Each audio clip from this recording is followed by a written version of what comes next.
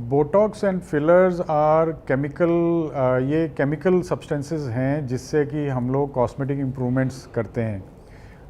एक तरफ जहाँ बोटॉक्स एक ट्रेड नेम है बेसिकली। ये एक टॉक्सिन है जो बैक्टीरिया बनाते हैं, और ये एक स्पेशल एक बैक्टीरिया की एक स्पीसीज़ डेवलप की गई, और ये टॉक्सिन एक स्पेसिफिक कंट्रोल में रखा गया है जिससे कि इसके साइड इफ़ेक्ट्स ना हों।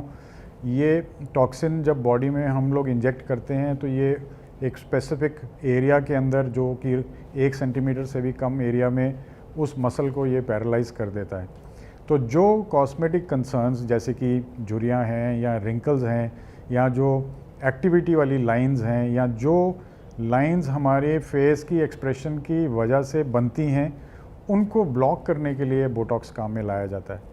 वेरएस फिलर जो है, वो फिलर एक नेचुरली एक जो बॉडी में एक सब्सटेंस होता है उसी को एक रेप्लिकेट करने का सिंथेटिक प्रोडक्ट है। ये एक तरह से स्पंज का काम करता है जो अपने आप में पानी अंदर खींच लेता है और खींच लेता है, और इस पानी को खींच लेने की वजह से उस एरिया को ये फुलावट या थोड़ा उसमें वॉल्यूम दे देते हैं। तो जहाँ हमें स्टैटिक इम्प्रूवमेंट्स चाहिए, जहाँ वॉल्यूम करेक्शंस चाहिए, जहाँ हमें उसका शेप उसको बढ़ाने में हमें चाहिए, वहाँ पे हम लोग फिलर्स को यूज़ करते हैं। जिस एज में प्रॉब्लम है और इस ट्रीटमेंट के दौरान उसको करेक्शन करने का अच्छा चांस है, वो एज ठीक है। बहुत ज़्यादा जल्दी या बहुत ज़्यादा लेट, या एक ही ट्रीटमेंट से सारी रिज़ल्ट्स को ट्राई करने की कोशिश, वो उसमें प्रॉब्लम आती है। बोटॉक्स के साइड इफ़ेक्ट्स बेसिकली 2 माने जाते हैं। एक ये कि जैसे जैसे आप इसका असर थोड़ी देर के लिए रहता है, 4 महीने 4.5 महीने से लेके 5-6 महीने तक का ही असर रहता है, उसके बाद इसका असर वेयर ऑफ कर जाता है। तो बार बार कराने की ज़रूरत पड़ती है, और जितनी बारी अगर कराने की कोशिश करें तो इसका इफ़ेक्ट कई बारी एंटीबॉडीज़ डेवलप होने की वजह से इसका असर कम हो जाता है।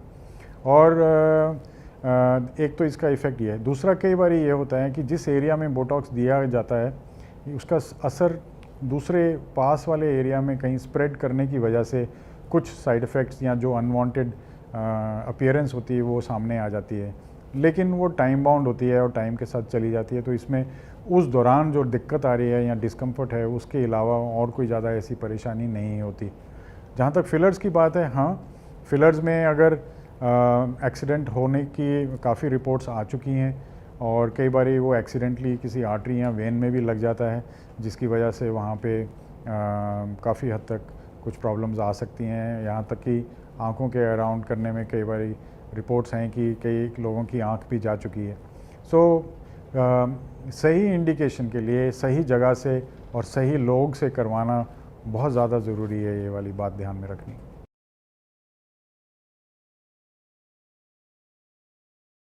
नहीं, ऐसी कोई बात नहीं है।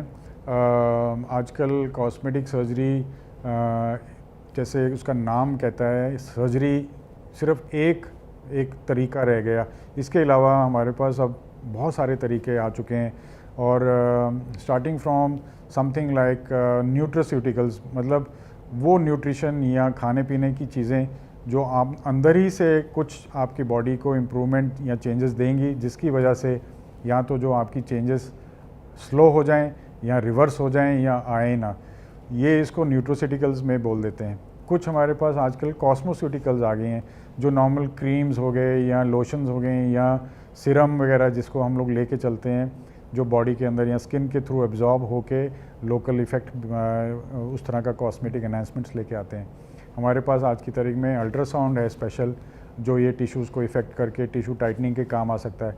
हमारे पास रेडियो फ्रिक्वेंसी या एक बिजली की करंट है, जो जिससे कि हम लोग ये चेंजेस लाने की कोशिश कर सकते हैं। हमारे पास लेज़र की टेक्नोलॉजी है। अलग अलग लेज़र की ही टेक्नोलॉजी में हमारे पास कम से कम नहीं तो 7, 8, 10 तरह के लेज़र्स हैं, जो अपना अलग अलग तरीके के थ्रू अलग अलग इम्प्रूवमेंट्स लाने की कोशिश कर सकते हैं। हमारे पास थ्रेड लिफ्ट्स आ चुके हैं, बोटॉक्स है, फिलर्स है। सो इस तरह के बहुत ज़्यादा ऑप्शंस अवेलेबल हैं जिसके साथ हम लोग ये इम्प्रूवमेंट्स कर सकते हैं।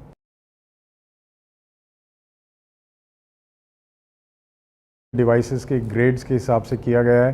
हम लोग क्योंकि हम लोग सर्जन्स हैं और मेडिकली ट्रेंड हैं, इसलिए हम लोग क्लास 3 और क्लास 4 लेवल के लेज़र्स यूज़ करते हैं, जो दोनों तरह के अब्लेटिव और नॉन अब्लेटिव लेज़र्स में हम लोग माना जाता है उनको। जो अब्लेटिव लेज़र्स हैं वो सर्जिकल लेज़र्स में आते हैं, और जो नॉन अब्लेटिव लेज़र्स हैं वो नॉन सर्जिकल लेज़र्स में आते हैं, क्योंकि वो जो अपना इफ़ेक्ट लेके आते हैं वो स्किन के ऊपर कोई इफ़ेक्ट ना ला के स्किन के अंदर अपना इफ़ेक्ट लेके आते हैं बिना सर्जरी के। ये एक बहुत ही चैलेंजिंग टॉपिक है, और इसके ऊपर आज से नहीं कई सदियों से इसके ऊपर रिसर्च का काम और कोशिश की जा रही है कि स्कार्स या तो नहीं आएँ या उनको कम्प्लीटली निकाला जाए। लेकिन जहाँ तक आज की साइंस जहाँ खड़ी है वहाँ पे ये है कि स्कार्स को ख़त्म करने का जो तरीका वो अभी तक सिर्फ़ जब बच्चा पेट के अंदर होता है उस टाइम पे इंटरवेंशन करने पे ही उम्मीद की जा सकती है कि स्कार नहीं आएगा।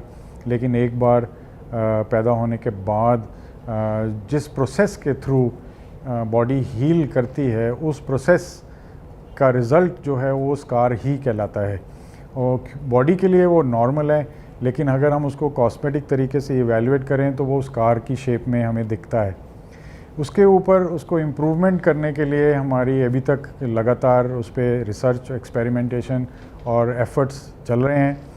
आगे से पहले की कंपैरिजन में अब उसमें काफ़ी चेंजेस या काफ़ी इम्प्रूवमेंट या काफ़ी ऑप्शंस हमारे पास ऑलरेडी खुल चुके हैं, और केस टू केस डिपेंड करता है कि उसमें हम लोग कितनी इम्प्रूवमेंट दे पा रहे हैं। स्कार्स के केस में जो सबसे ज़्यादा ज़रूरी बात समझने करने वाली दो बातें हैं। एक तो ये कि अगर आमने सामने दो लोग बैठ के अगर बात कर रहे हों और जो निशान है या जो स्कार है वो अगर नज़र दूसरे इंसान की नज़र नहीं खींच रहा तो उसको हम इनविजिबल मानते हैं। और दूसरा, अगर स्कार बन गया तो उसको हम सिर्फ इम्प्रूव करने की बात कर सकते हैं, उसको आज की तारीख में हम हटाने की बात नहीं कर सकते।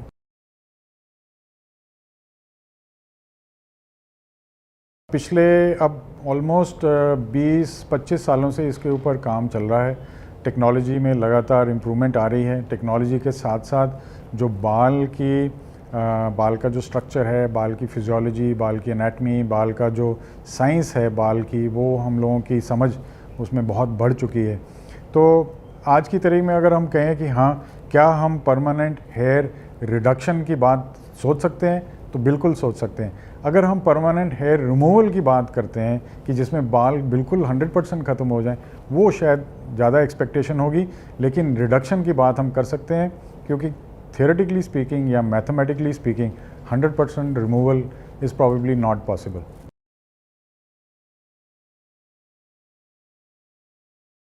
Prevention is, like we said, is सबसे बेस्ट क्योर तो प्रिवेंशन है।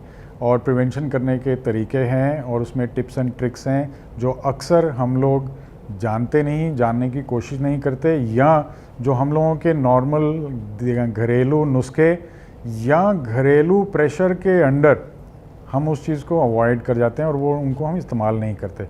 अगर हमारी स्किन की हेल्थ ठीक होगी तो स्ट्रेच मार्क्स प्रिवेंट ही हो जाते हैं। अगर स्ट्रेच मार्क्स हो गए तो जो जितने जल्दी हो रहे हैं उनको जल्दी ट्रीट करने में हम लोग उसमें इम्प्रूवमेंट की कोशिश कर सकते हैं। जितना स्ट्रेच मार्क लेट होता जाएगा उसमें इम्प्रूवमेंट करने की उम्मीद कम होती जाती है। लेकिन जहाँ तक इम्प्रूवमेंट करने की बात है उसमें हमारे पास again from nutraceuticals to cosmeceuticals to radio frequency to lasers and few other methods are also available, जिससे कि हम उसमें इम्प्रूवमेंट की कोशिश कर सकते हैं।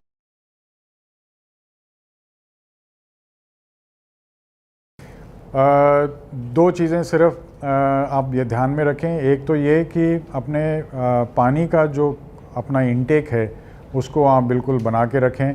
पानी और पानी के साथ जो हमारे इलेक्ट्रोलाइट्स का लॉस होता है वो अगर हम रिप्लेस करते जाएंगे तो बॉडी की जो इम्यूनिटी है, बॉडी की जो रेजिस्टेंस है, ये हमारी बरकरार रहेगी, जिसकी वजह से ये सारी चेंजेस आने की चांसेस कम हो जाते हैं। उसके अलावा जो सबसे बेस्ट आपका साथी बन सकता है वो है सनस्क्रीन। तो अगर आप एक वाटर बेस्ड सनस्क्रीन जो कि ऑयल बेस्ड नहीं है, वाटर बेस्ड सनस्क्रीन है, अगर उसको आप यूज़ करने के नॉर्मल प्रैक्टिस में ले आएंगे तो ये आपका एज ए प्रिवेंशन बहुत अच्छा काम करेगा और आप ये प्रॉब्लम्स बचा सकते हैं।